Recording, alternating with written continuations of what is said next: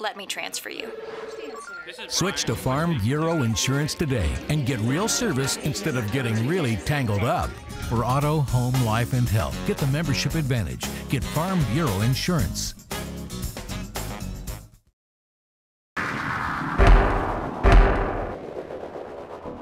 Quarterback situation, Scott. I was wondering if you have made any sort of determination as to who will take the first snap at Virginia. No, we haven't. I think, as a staff and as a team, we've only been through one scrimmage, and, we're still waiting. Both guys have had solid camps, and, again, like I've told everyone all summer long, guys have had, good days and bad days, but, no one's won the job as of yet. Has it been difficult to split the snaps with these guys to get a fair assessment of how they are with the first team? Well, honestly, Coach Lindenberger's done a great job with that. And the crazy thing about it is it's tough to tell the difference between the two. If you closed your eyes and you didn't really know who was in the huddle, just based on production, sometimes you wouldn't know who was who. But, we flip a coin at the beginning of every scrimmage and we determine the starter. And, we change starters, who's taking the snap each period. So that's how we've divided the reps so far. When are you going to make that decision? We'll make it as soon as we can. Obviously, I tell people I don't want to go into Virginia playing two quarterbacks. So, sometime here after the next scrimmage, we'll make our decision. So there's not going to be a coin flip in the locker room at UVA? It very well could be. What are you trying to see when this is taking place? What are you and your offensive coordinator trying to see from either quarterback to give you an idea as to who will be that starter? I think, really we want to know who's going to run the show, who's going to manage the team, who's going to move the chains, who's going to make the best decisions, who has his ball club, who has his ball club's best interest when they have the ball in their hands. When you pick one, if they're so close, what will the other guy's role be? Will he see any action in the game, or when you say you don't want to go in playing two quarterbacks, is it like you're the starter, you're not, and Well, obviously we have thoughts, both ways. You want to have continuity with whatever you do, but I think, the guy who doesn't win the job, his role will be, next man up. Obviously he's only a snap away from playing, so we'll ask him to prepare, as if he's a starter. how important is it for that continuity to get the whole offense with all the new parts you have and all that stuff?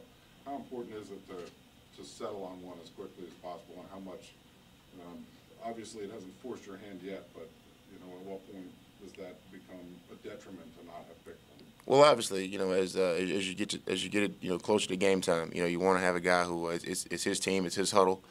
You want to make sure the offensive line knows, the nuances of his cadence and things of that sort. So it's very important that we decide, but we're playing it out, and we're going to make the decision that's best for the team. Hey, Coach Scott, a few true freshmen seemed as though they were almost in the mix in last Saturday's scrimmage. I wonder if you have any plans for any of those guys to be involved this season. Well, everyone's still being evaluated. I think, the mark of a great team is the ability to keep your young talent off the field early. I think one of the key success, the keys to Richmond's early success was the ability to have 15 fifth-year seniors last year. And, those guys, Eric Warden and that whole group, those guys didn't have to play as true freshmen. We're in a little bit different type of situation right now. And, we've got some guys who are doing a great job. But, again, it's just like the quarterback situation. We'll decide as we get closer to Virginia who'll play and who won't. Coach, does it seem like the defense is more far along based on that? I think, it's an old coach's cliche. I think, the defense is generally ahead of the offense at this stage in the game. But, truthfully, defense is energy, it's reaction. Offense, has to be based on a little bit more precision. I think, if you had to say today, the defense is probably a little bit ahead. But I think, after our last two scrimmages, our offense is much improved, based on the spring. Has there been a part of this job, this is your first year doing this, has there been a part that's been surprising to you, and the amount of time that's involved, or what are the things that have been surprising to you? I think just the management of people. I think, all the great coaches, guys that have been around a long time, they have the ability to manage people, their players, their staff, the people around them. I think, the biggest transition for me was just being able to having to remove myself from football a little bit and, focus on the broad spectrum of the entire program. Excuse me, Latrell, along the same lines, has it been difficult as through spring and the summer in terms of just observing during practice and inserting yourself in various things rather than concentrating solely on wide receivers? I think I'm much more involved than I was in the spring. You know, I have a little bit better feel of what's going on and kind of when and where to add my opinion. I think, you know, I was given the ability to hire a great staff, so I'm able to stay out of their way a lot, but, you know, also kind of insert my own opinion, you know, when needed. But, you know, it's definitely a transition. It's definitely a difference, but I'm a lot more comfortable with it than I was in the spring.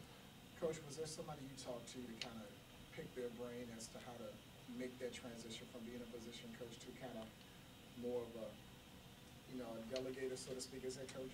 I think probably through this training camp, I've spent a lot of time with Dave Clawson, you know, on the phone. You know, obviously, you know, when I got the job, there was influence from Coach Groh, Coach Fulmer, you know, John Schumann, Coach Taylor, all the guys that I've played for and worked for. But I think since I've kind of settled into it, you know, Dave and I have talked weekly about the things that he did, you know, kind of to mold Richmond and shape Richmond, you know, to what it was when he left. But, you know, Dave's been a great help to me in that regard.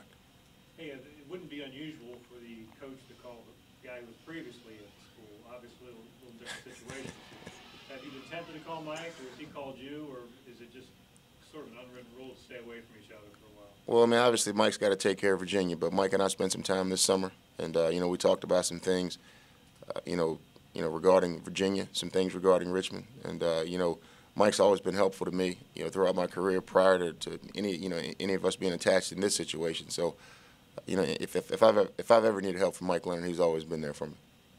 It looks as though you're going to spread Justin Rogers a little more this year. He's going to return kicks, he's going to return punts, he's going to play corner.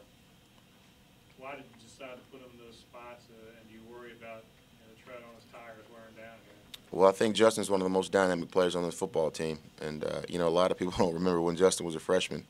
Justin played some wide receiver for us. So I think when you've got a multi-talented athlete who can handle it mentally and physically, you know, you want to do all the things you can do, you know, to get him involved in helping you win the football game. What do you make of these preseason polls? We talked in the spring, and we were talking about how you guys are sixth in your conference, yet when the new 1AA coaches poll is out, you're sixth in the country.